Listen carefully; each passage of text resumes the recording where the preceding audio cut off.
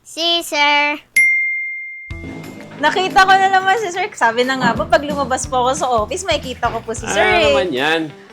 Kasi sir, nung lumabas ako, bigla ko nakita yung, ano po ba to sir? Pinalabas ka lang ata ni Marjorie. Ano po Ayan. to sir? Parang ang... Upuan to ni Marjorie. Na Marge, upuan mo ba to? Hindi, joke lang. Ano to?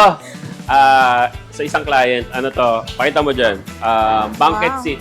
Banquet seats po yan, sir. Actually, ito na yung, ano niya, yung seat, yung bench. Tapos may cushion pa yan. So, titignan lang Wow. namin yung ano eh. Meron tong ano, sabong ng ilaw dito. Light dito. Oh, ganda So, usually, naman, ang sir. ginagamit natin lagi, alam niyo naman, laminated finish. Yes. Tapos yung board natin, solid lagi yan ng mga marine board. Ganito yung tsura nun, para makakita nyo. Ayan, mga marine board natin. Wow. So, hindi tayo gumagamit ng particle board para tumagal yung mga ginagawa.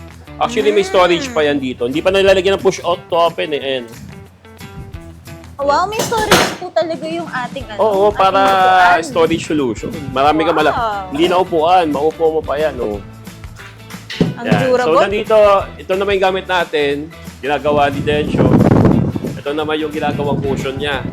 So, 2 inches na S1 na Uratex foam. Oh. So, leather finish to. May leather siyang may leather tayong ilalagay dyan. So, Wow. tinatapos na lang yun.